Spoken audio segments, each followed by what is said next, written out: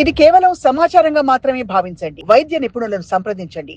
Welcome to Sakshi life. ఉదయాన్నే కళ్ళు తెరవగానే స్మార్ట్ ఫోన్ చేతిలోకి తీసుకునే అలవాటు ఈ రోజుల్లో చాలామందికి ఒక వ్యసనంగా మారిపోయింది. రాత్రిపూట ఏం జరిగిందో తెలుసుకోవాలని ఆరాటం, నోటిఫికేషన్ల వెల్లువ మన రోజువారీ ప్రశాంతతను ఎలా దెబ్బతీస్తున్నాయో వైద్య నిపుణులు హెచ్చరిస్తున్నారు. దీనివల్ల కలిగే మానసిక శారీరక నష్టాలను గురించి ఇప్పుడు తెలుసుకుందాం. సాధారణంగా మనం నిద్రలేచే సమయంలో మన శరీరంలో కార్టిజాల్ అనే హార్మోన్ సహజంగానే విడుదలవుతుంది.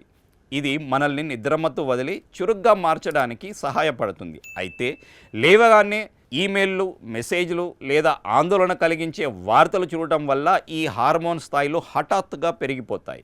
దీనివల్ల ఉదయాన్నే మానసిక ఒత్తిడి, ఆందోళన మొదలవుతాయి. మనం నిద్ర నుండి మెలకువ స్థితికి వచ్చే సమయం చాలా కీలకమైనది. ఆ సమయంలో మెదడు నెమ్మదిగా యాక్టివ్ అవుతూ ఉంటుంది. ఆ సున్నితమైన సమయంలో ఒకేసారి ఫోన్ స్క్రీన్ వైపు చూడటం, రకరకాల సమాచారాన్ని తలకెక్కించుకోవడం వల్ల మెదడుపై తీవ్ర ప్రభావం పడుతుంది. ఇది మెదడు సహజంగా మేల్కొనే ప్రక్రియకు అడ్డుపడి రోజంతా అలసటగా అనిపించేలా చేస్తుంది. నోటిఫికేషన్లు అనేవి మన దృష్టిని ఆకర్షించేలా డిజైన్ చేయబడతాయి. ఉదయాన్నే పదే పదే ఫోన్ స్క్రీన్లు మార్చడం, రకరకాల అప్లికేషన్లు చూడటం వల్ల మెదడు ఏకాగ్రత దెబ్బతింటుంది. ఫలితంగా ఆ రోజు చేయాల్సిన ముఖ్యమైన పనులపై దృష్టి పెట్టడం కష్టంగా మారుతుంది.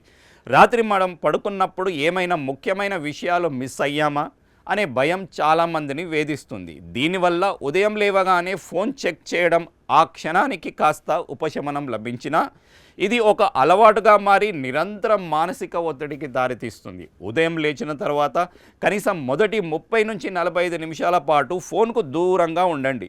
ఆ సమయాన్ని ధ్యానం, వ్యాయామం లేదా ప్రశాంతంగా కాఫీ, టీ తాగడానికి కేటాయించండి. దీనివల్ల రోజంతా మానసిక ప్రశాంతత, ఉల్లాసం మీ సొంతమవుతాయి.